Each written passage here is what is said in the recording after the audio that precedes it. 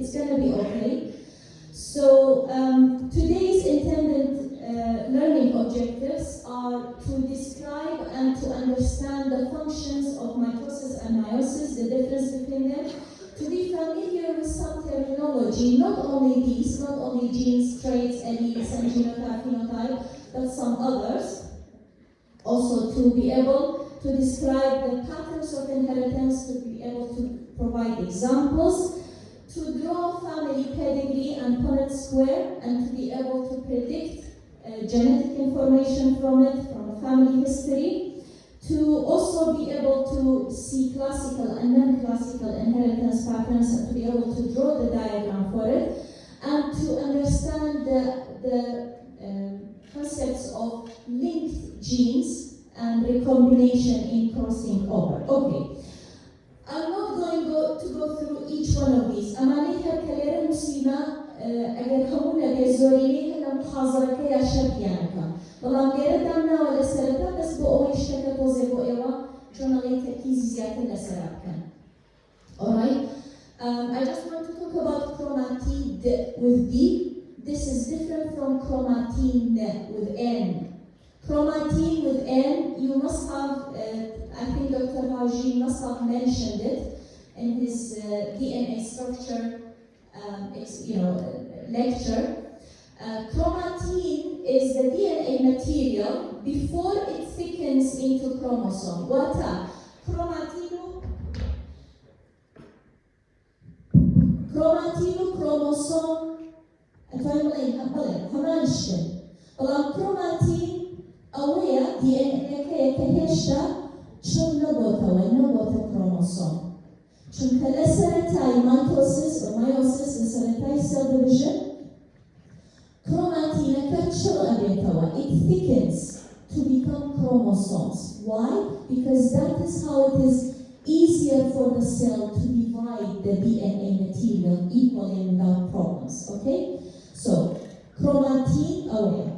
But chromatid with D is the two sister chromatids when the DNA is replicated. You're gonna see that, okay? So centromere, chiasma, and all of these are parts of the chromosomes. Chiasma is where crossing over, the points on the chromosomes where crossing over happens. All of these, I'm gonna go through them. I'm gonna explain them while I'm explaining the lecture. All right. Okay, so the cell cycle, to understand the inheritance, we must understand mitosis and meiosis, and we need to talk about the cell cycle, which is a series of organ events that leads to the growth of a cell and the division of a cell. Now, because of a cell wall, the result is two identical daughter cells, and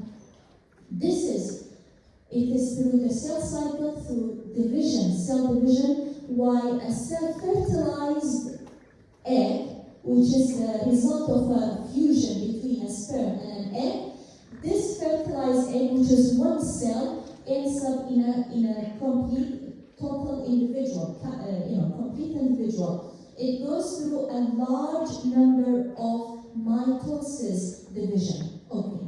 However, not only for the formation of an individual, but also, for example, in human adults, in other organisms as well, in human adults, division, mitosis continues for replacing of dead cells, as we see some examples.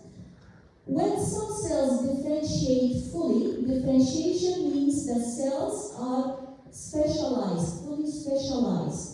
Okay, so cell differentiation means that some cells, like muscle and nerve cells, they don't divide anymore. Once when the tissues and the organs are totally formed, completely formed, there's no more divisions. But some other cells, although differentiated, they still go through different rates of division. For example, liver cells go through a slower rate of division, whereas bone marrow blood precursor cells are faster in dividing because they are required to divide. I'm talking, of course, about normal division. من بس cancer نعم. إذا عند division يعني بس Okay, the cell cycle, as I'm sure you're familiar with it, is composed of the interphase and then mitosis or meiosis. We'll come to meiosis later. The interphase includes G1, S phase, and G2. Okay, it's called growth 1 or growth 2 or gap 1 or gap 2. Right. What you see written above or beside each of these is the main event. It's not the only event, it is the main event. So in G1, it's not the only thing that happens. It's not only cell growth. But cell growth is one of the main events, but actually in G1, all the normal activities of cells, for example, the processes of transcription and translation, the process of receptors receiving signals, all the biochemical normal metabolic interactions happen at G1. Remember, stop talking. And some at G2, but mostly at G1.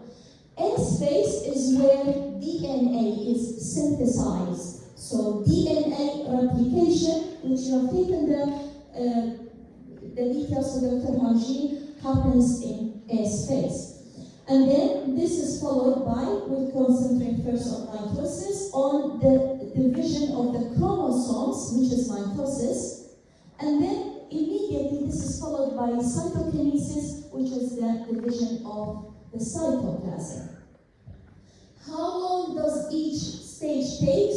Well, it differs from one cell to another. However, S phase and G1 phase usually are longest than the other phases. Okay, so this is, I've already said that.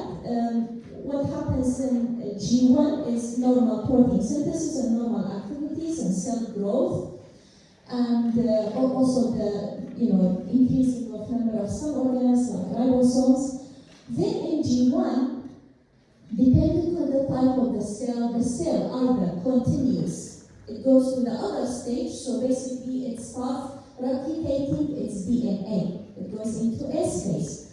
Or if it's a fully differentiated cell in a tissue and an organ which is formed and it doesn't need any more cells to be formed, so it doesn't require any more cells to be divided, it goes into something called post-mitotic or G0. It's also called G0. All cells and fully differentiated cells. Now, for the other cases, which I told you that some cells which are fully differentiated or partially differentiated, they still need to go into cell division, like the bone marrow precursor cells and the liver cells and some other cells, epithelials in the gut. So those cells, we can describe them, especially in the case of the liver cells, we can describe them as being in G1 arrested. They don't immediately go into S phase, automatically. They wait for the right signals either to remain in G1 or to go into S phase and then later on to G2 and then mitosis. And this, this depends on the right signals getting to those tissues and those cells. S phase is DNA replication. As I said, this is where sister chromatids are formed.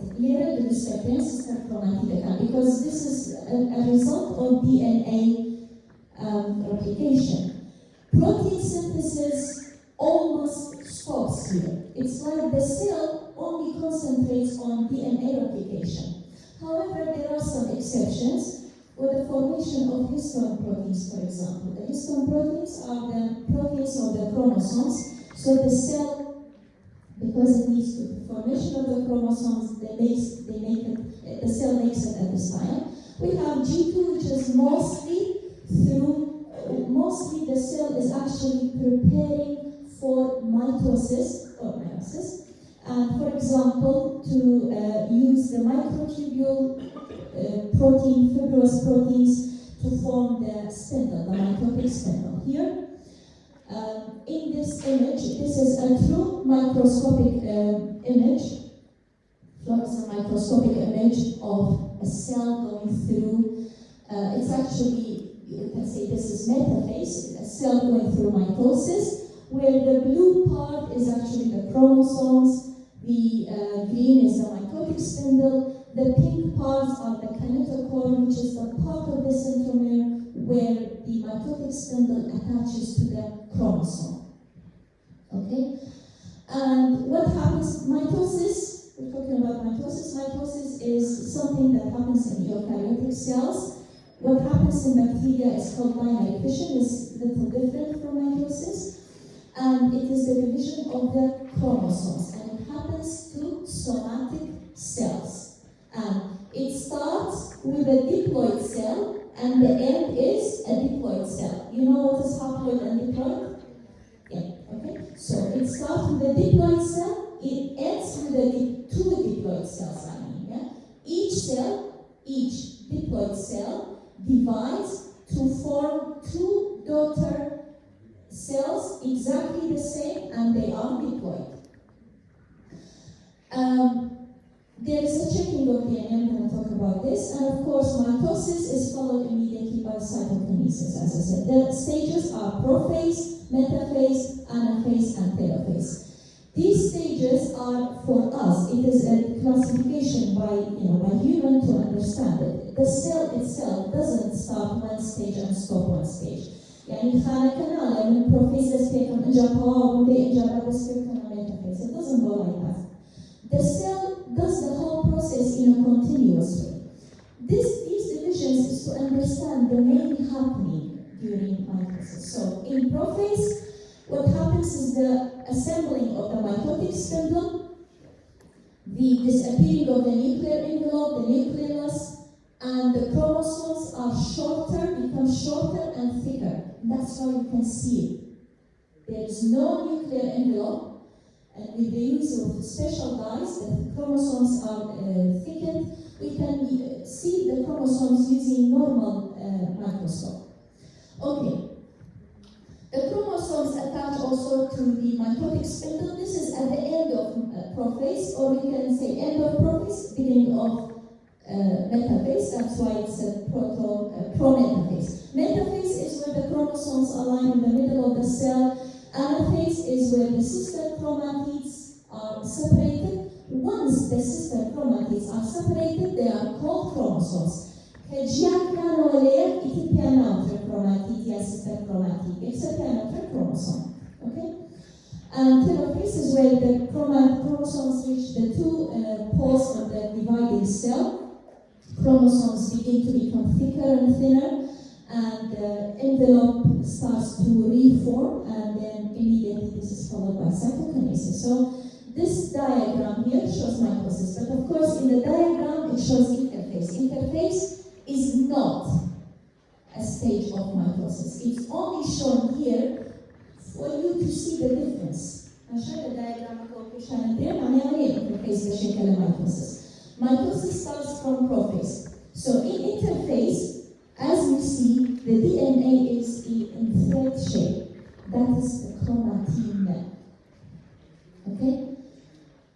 In prophase, as you see, no envelope, no nuclear envelope, the chromosomes, each chromosome is composed of two sister chromatids attached, stuck together. Metaphase in the middle, assembled. Anaphase, they are separated. And telophase and cytokinesis. And this here, these are true microscopic images of plant cell mitosis, but there is only a few differences with animal cell mitosis. Again, interphase is shown, but it's not part of mitosis. Prophase we have, metaphase, we have anaphase, the separation of chromosomes, sister chromatids. Late anaphase, you see, you can actually go into details having late beginning of prophase, end of prophase, and so on. And then telophase and late telophase and cytokinesis. This line here is the formation of the cell wall, of the plant cell wall. So this is how plant cell walls, two new plant cell walls are formed. Okay. We have something in the cell cycle, and particularly in mitosis, because it is mitosis that can go out of control to become tumor, and the tumor cell can become a cancerous tumor. Now, it needs checkpoints. These are proteins, so this is an additional example of protein functions in addition to the ones I gave you. So these are checkpoint proteins. They are kinases, a type of kinase enzymes, complex with other proteins. So they're protein complexes. Their job is to check the cell cycle, to check that the cell cycle is okay at each stage before it allows it to go to the next stage. لازم حاجة تشتغل لدوا بيدنا.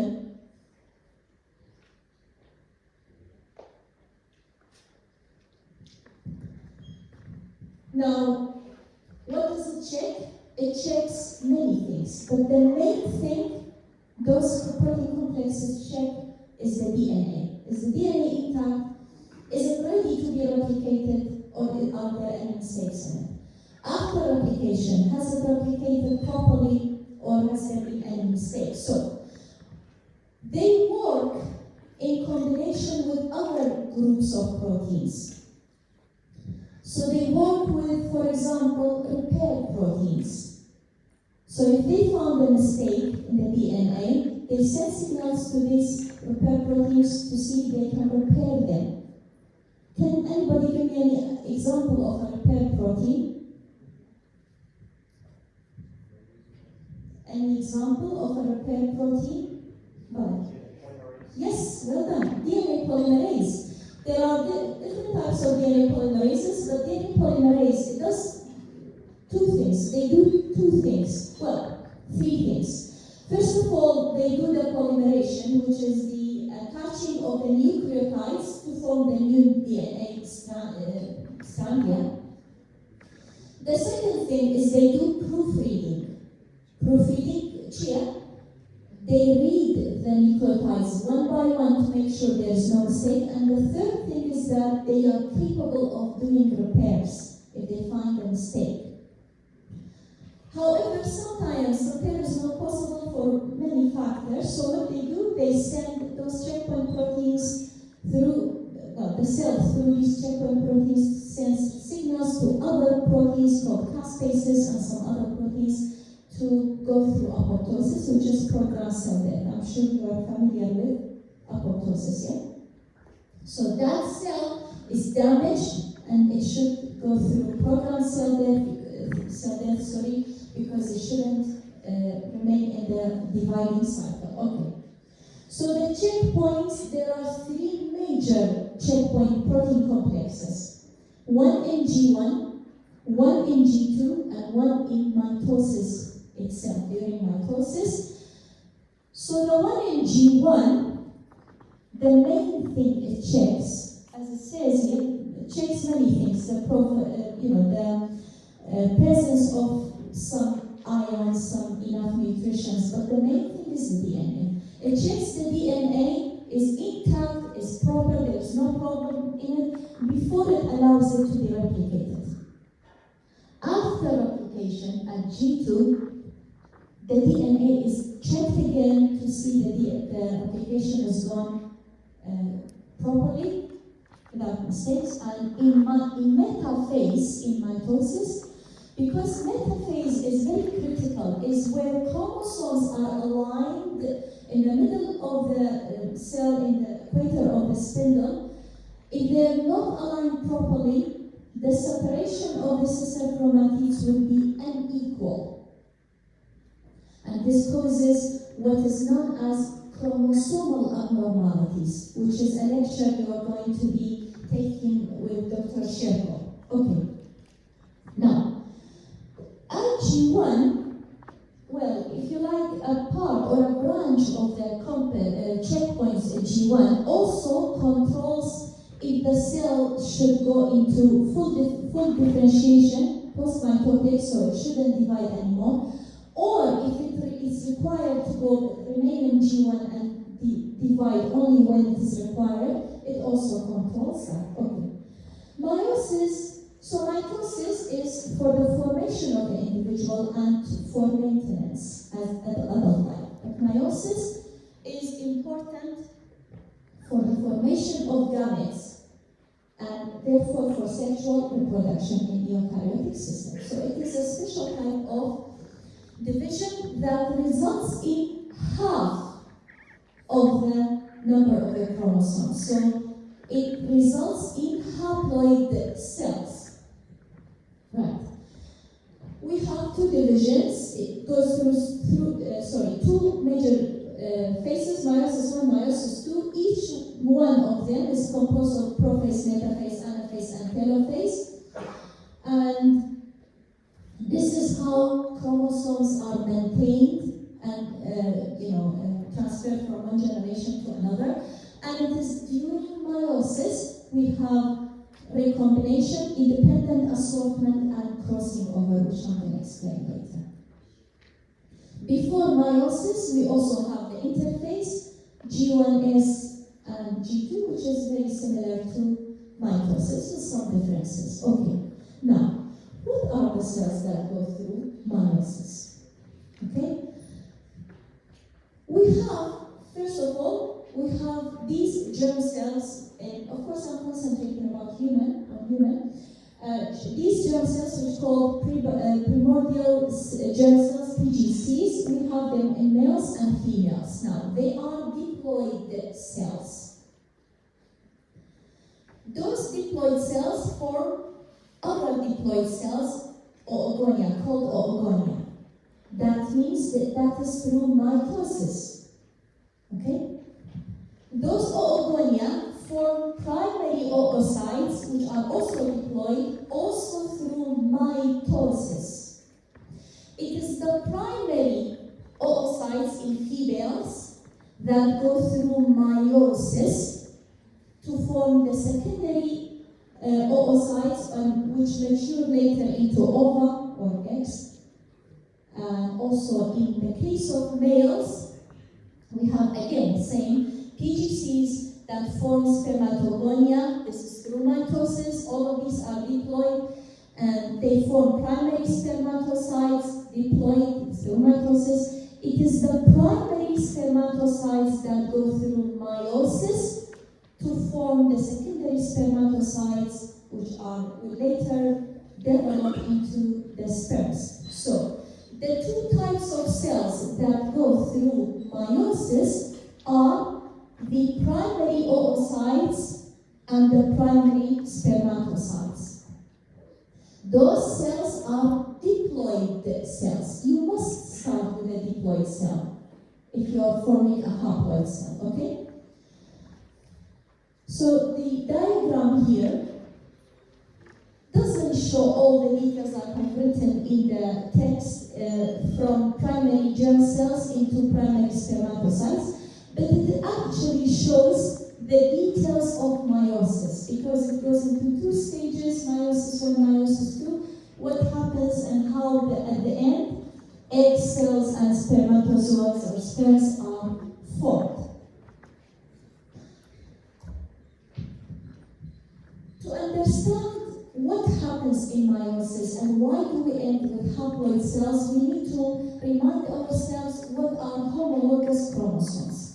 Homologous chromosomes are those chromosomes that come in pair, one maternal, one paternal. Stop talking. If you have questions or anything, please raise your hands. Right, so, is there a question? Okay, right, so, they are not only similar, actually they are the same. I should have used the word exactly. They're exactly the same in everything, in the genes, the gene positions, the length and everything, but they differ in one thing, in the alleles. Okay? Here, the exception is the X and Y chromosomes. They are also considered homologous chromosomes, but of course they differ quite a lot. Imagine if this is chromosome chromosome. These two are chromosome number 1. So this is the paternal chromosome number 1. This is the maternal chromosome number 1. Each one is composed of 2 parts. What are those 2 parts? They are the sister chromatids. So this diagram is showing a chromosome, chromosome at the very beginning of meiosis or mitosis. It's already replicated, but the sister chromatids have not separated yet. Okay? So the 2 chromosome number 1, as an example here, they are the same in everything except in the alleles. For example, if that one there is the allele, is the gene responsible for the color brown of the eye, the one on the maternal chromosome number 1 is also responsible for the color of the eye, but responsible for the color blue. Okay. Can somebody tell me what is the difference between alleles structural-wise? لأني structural, لأني content, لأني DNA كا. چیه جوازی allele؟ بله. چیه كا؟ چون. That's exactly the answer. Thank you. Sequence based account. Can somebody tell me how much difference? What do you think? Any idea? No.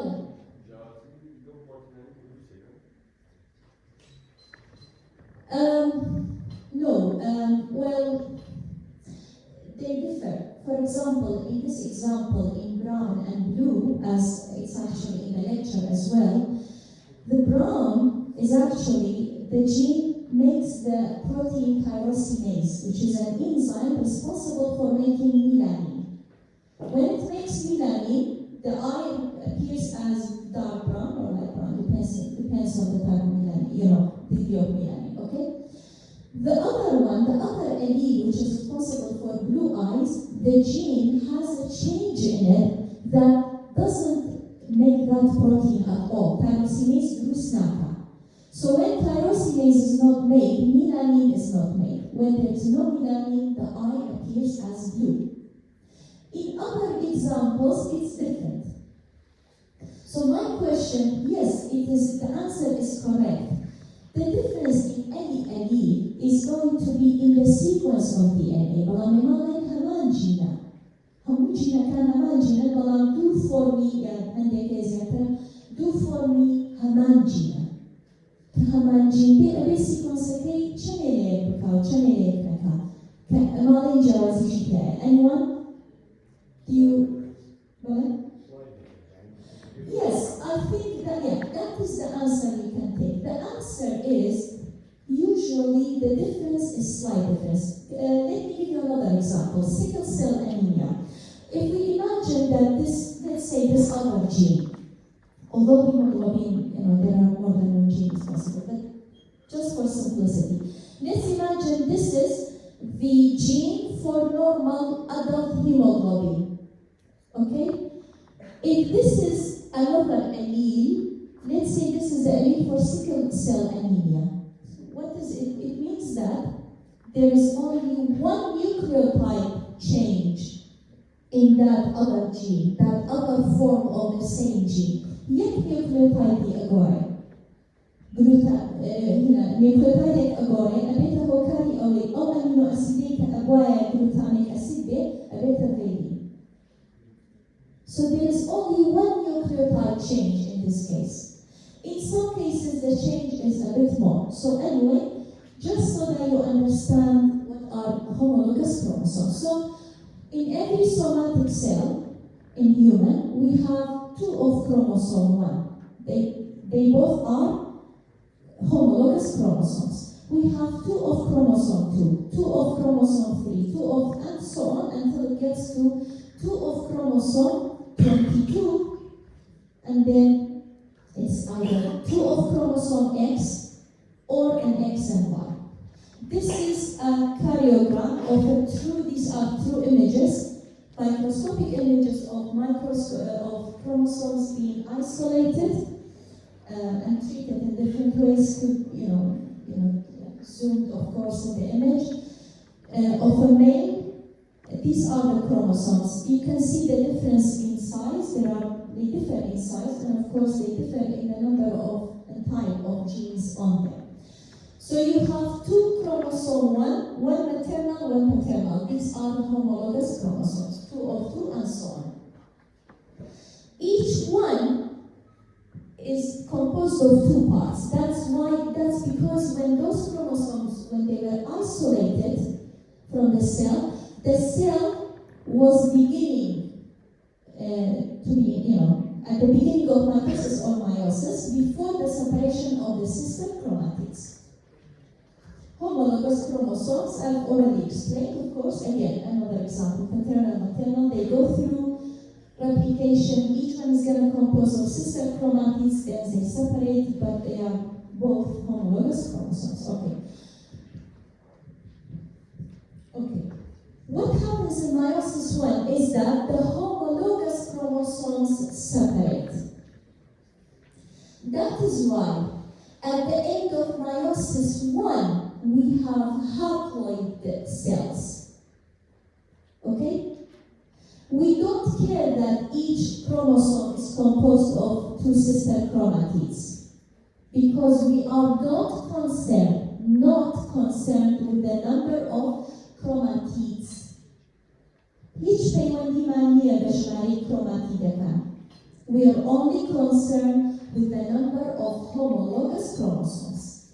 So that is how we decide if we have a haploid cell or a diploid cell. Okay? I think this is clear. Right. So again, we have prophase 1, metaphase 1, anaphase 1, telophase 1, then cytokinesis, very similar to some mitosis, but in this case, the sister chromatids are still together. What is separating is the homologous chromosome. Something else happens. If you see from here into this image, you can see bits of red here and bits of blue here. This is showing chromosomal recombination and crossing over, which I'm going to explain. Chromosomal crossing over is really important. Most of the time, it results in beneficial new traits appearing.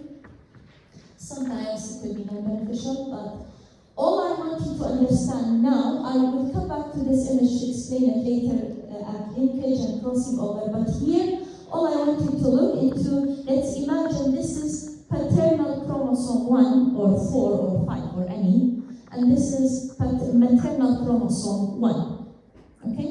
Each one is composed of 2 sister chromatids, okay? This, of course, the diagram doesn't show all the stages of meiosis because it wants only to concentrate on the crossing over.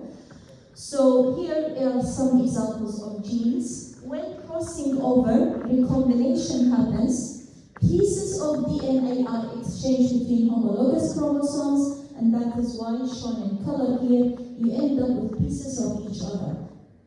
That makes the allele recombination to be different from what originally started. As I said, I'm going to explain this later in full details, hopefully.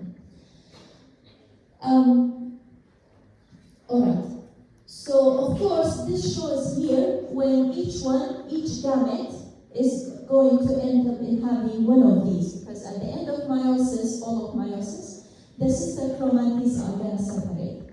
Okay. So this is happening at the end of prophase 1 in meiosis 1.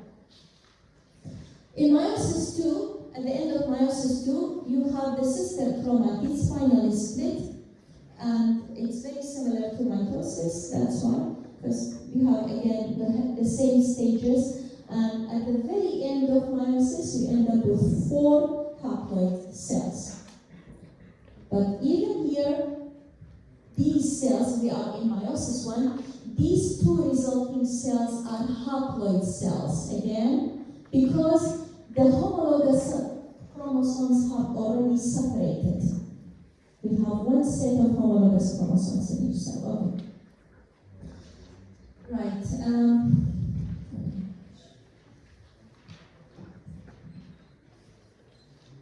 If you have any questions, if anybody has questions, one or two quick questions. Alright, I want to go through some of these quickly because we want to stay with linkage and crossing over, we need some time. So genes are pieces of DNA on chromosomes. They hold the information to build the organism and to maintain an organism. And this is how genetic traits are passed. Genes code for RNA. They either code for messenger RNA, ribosomal, or transfer, or some other types of RNA. But the majority of genes code for messenger RNA. The vast majority code for messenger RNA, which then is translated into proteins. Okay? As I told you before, our traits are either directly, they are proteins. For example, the keratin of your hair. Keratin is a protein, it's a feature, it's a trait, you see directly, or they are the result of protein activity, like the example of tyrosinase enzyme, which its activity is the result of the production of melanin. In human and other species, some other species, majority of other species, only a small part of the genome of the DNA actually codes for protein, has a coding for RNA or proteins. The other part, some of them have structural functions, some of them are responsible for the binding of transcription factors, and some others, the function is not known. Can I have your attention here at the back?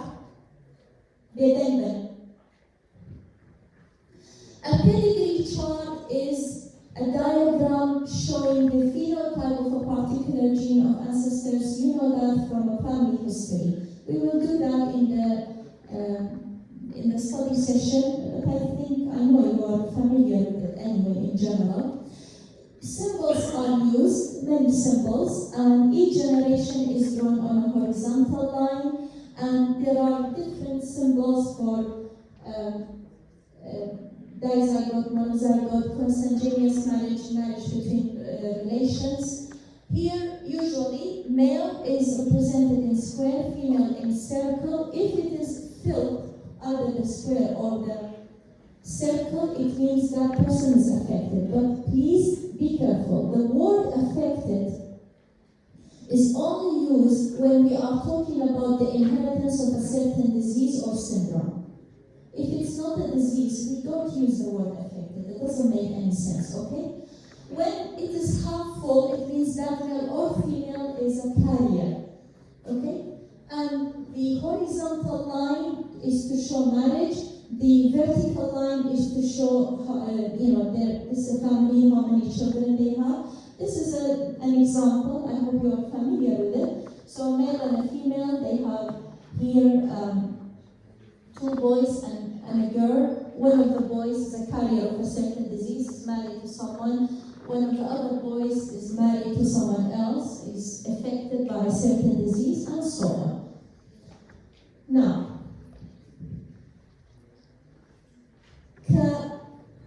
كدايجرامي أجر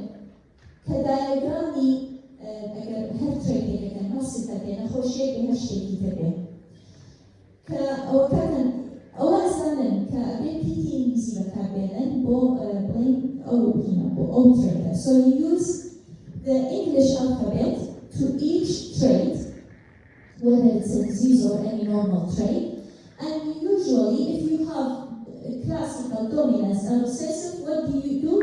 You take the first letter of the dominant phenotype and use the capital form to indicate the dominant, the dominant phenotype, and the small letter, the same letter in small form to indicate the recessive phenotype, okay? We'll take some examples here as well. So for example, seed color, yellow, in the case of Mendelian inheritance, seed color when yellow, because yellow is dominant over green, so the first letter of the word yellow is Y, so capital Y indicates yellow, which is dominant. Small y indicates green, which is recessive. Alright? You know these things. Now,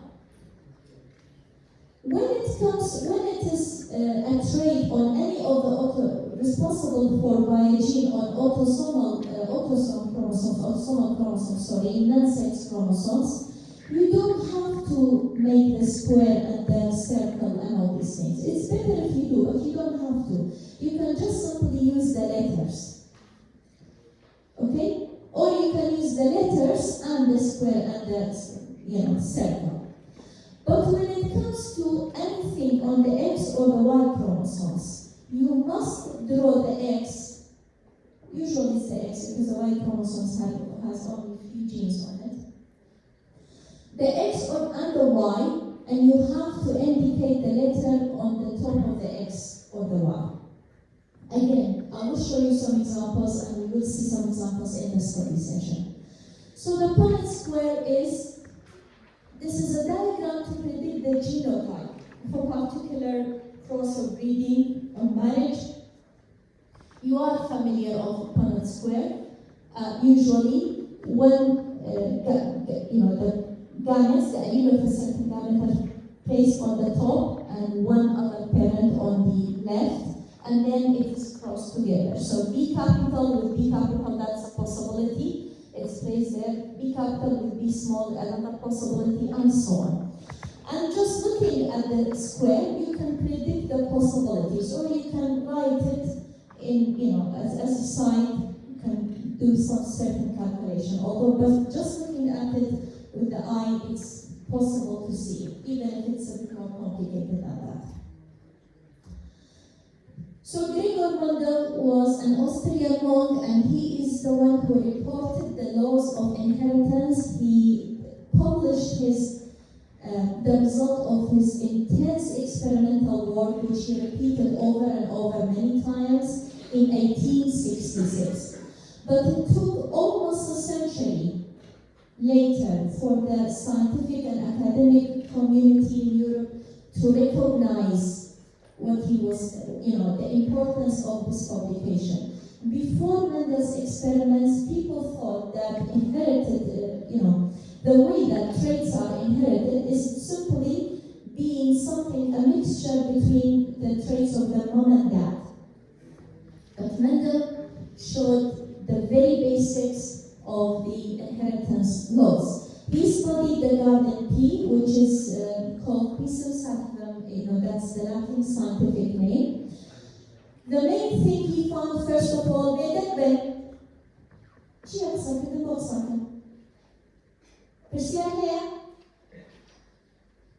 right. So he found for every trait he studied a factor. Each of those factors had two alternative forms. He didn't know, and the scientific community didn't know DNA and chromosomes and genes at the time.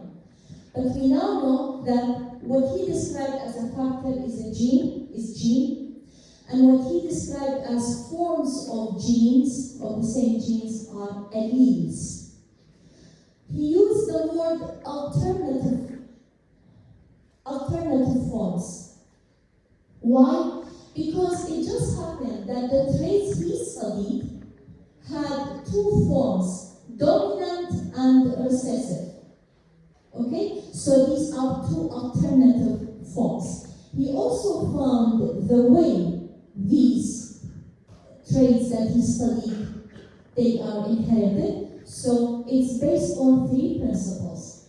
First, the principle of dominance and recessiveness. The second is segregation. And the third is independent assortment. Right, so let's have a look at these. Bear with me a little bit. I want to go through some of these quickly because these you know already, so that I can concentrate on the second part of the lecture on the classical inheritance patterns. Alright, so dominance and recessiveness, I think you're familiar with it, is that if there is two alleles, when inherited in, if they are in heterozygous form, heterozygous is having two different alleles. Okay? in an individual for a certain trait. Homozygous is having two same alleles, whether both of them are dominant or both of them are recessive. Okay, so in the case of heterozygous, one allele shows its, the phenotype of that allele shows that one is a dominant allele. The other one is recessive. We can say it in so many ways. A dominant allele completely covers the effect of a recessive allele. A recessive allele phenotype does not show unless two such alleles come together. Okay?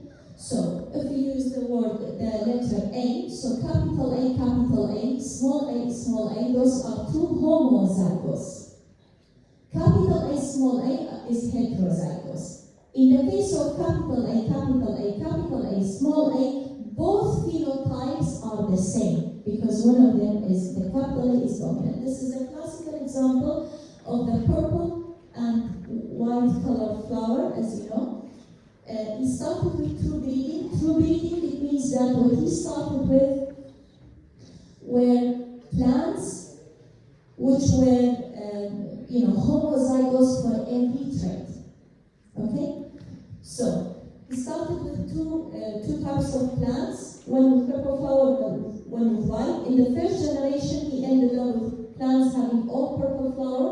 And then when he crossed F1 generation, he had these famous percentages that you know of. And he predicted, he concluded that the purple flower phenotype is dominant over the white flower. In human, in some things, for example, normal features, we have dimples,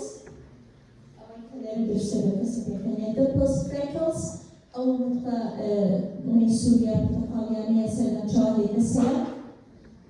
Dark hair, almond-shaped eyes, those are examples of dominant traits, dominant phenotypes of a trait. Okay? In the case of some diseases and cases of astigmatism of the eye, high blood pressure, hypercholesterolemia, familial hypercholesterolemia, and all of these are dominant traits. So having a high blood pressure is dominant over having a normal blood pressure. Okay. Many genes control the eye color. However, we can't take, it's actually true in the case of brown and blue. I've already explained it to you, so I'm not going to go into the details over it. I've already mentioned tyrosinase. So brown color is a phenotype which is dominant over blue color. The principle of segregation is for any particular trait, the pair of alleles in each parent separate, and only one allele passes through the next generation from each parent. Why is that? Because we know two different alleles. Alleles لسه homologous chromosome. Evolution للمايوسيس لكوتاي مايوسيس هاي المايوسيس كل شيء ولا لكوتاي مايوسيس وليش أصلا. Homologous chromosome جابنا وكجابنا وتاتشي جابنا allele كان جابنا. So the alleles get separated. We know this is happening. This happens through meiosis here. If you imagine there is one gene represented by R. R capital is dominant, R small is, the recessive, for example, for seed shape or whatever. So each of those two are, let's say, chromosome number, 5. Chromosome, any number, each one, but they are the same, paternal and maternal, and they go through replication of DNA. Each one is going to compose of sister chromatids, two sister chromatids. They separate the meiosis when this is already two haploid cells, and then the sister chromatids separate. So each gamete is going to have only one form of those alleles. And then when you cross this individual with these gametes with another individual with the same gametes, the new individual, resulting individual, is going to take one gamete from each parent.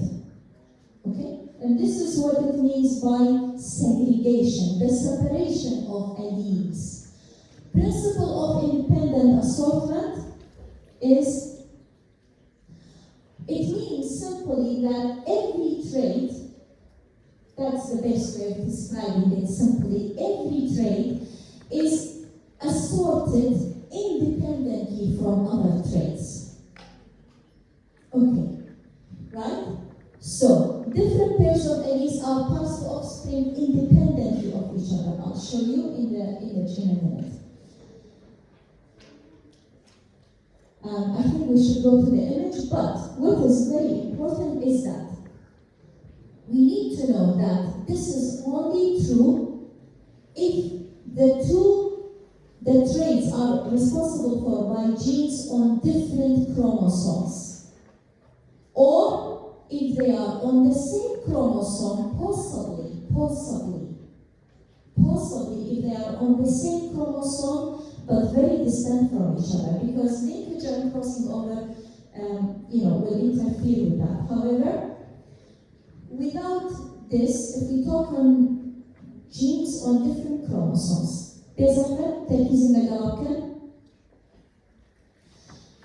what are these possibilities? لحالتي كمان كروموسوم دوركان باوين كروموسوم جناريكا كروموسوم بشكان جنار دوا لسر هر يك لكروموسوم كان بلين لدوركا إشارة يزر كراو بلين وجينيكا بيدن بن چند جاري بلين بيدن بن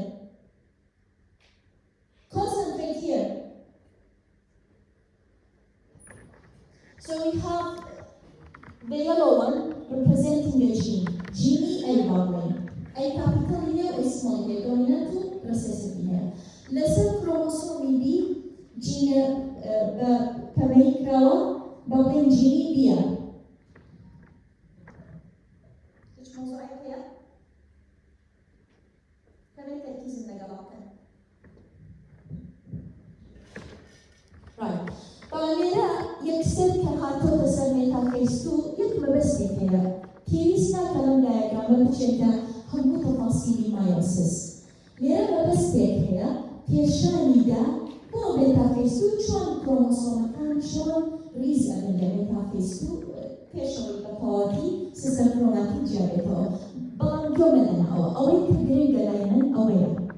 بزمن طبعاً هر كروموسوم زمن سيروه من السكيبكين. كروموسوم جوركان بابلين شينكان paternal chromosomes 1 and 2.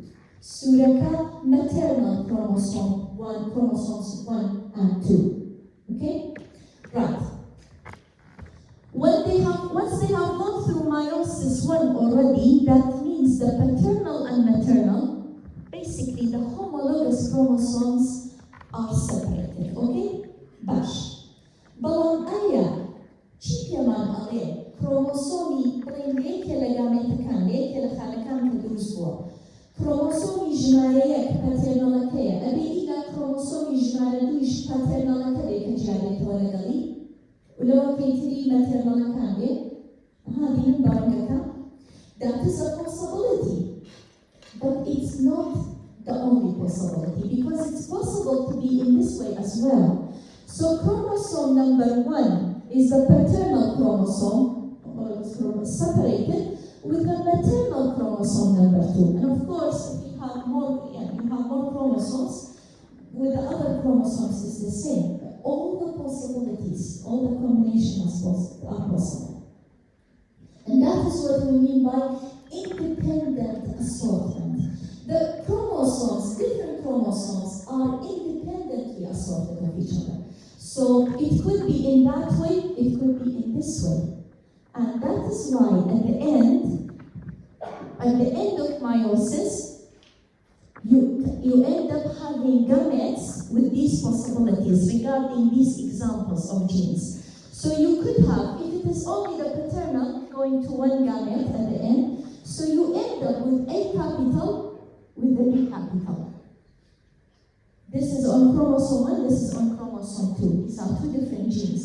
وتأخذ جينا أجربوا أصلنا ببابلنا رنجي شارو أو كيتريبو رنجي كجا. دائما لو قامتانا أو صفتي كتير لو قامتانا بورنجي شاري توخا ورنجي كجي توخا وأو كيتريبو كجي طالو شاري طالو. باشا بلان أجرش هيك مادام بوشوية جابونوا A capital might end up with an E small, B capital with A small, and so on. Okay? This you must have taken in school as the classical example of the seed color and the seed shape. In the dialect and characters. Have you taken this in school? Alright. Esta l'exemple que can perda حزكا كان اوكي ثانية اوكي ماكسيمم شارية كايا شارية بس سري رابطة بدأتها لكوية إذا نميرنا أو كذا شارية زيادة نابزة أو سامي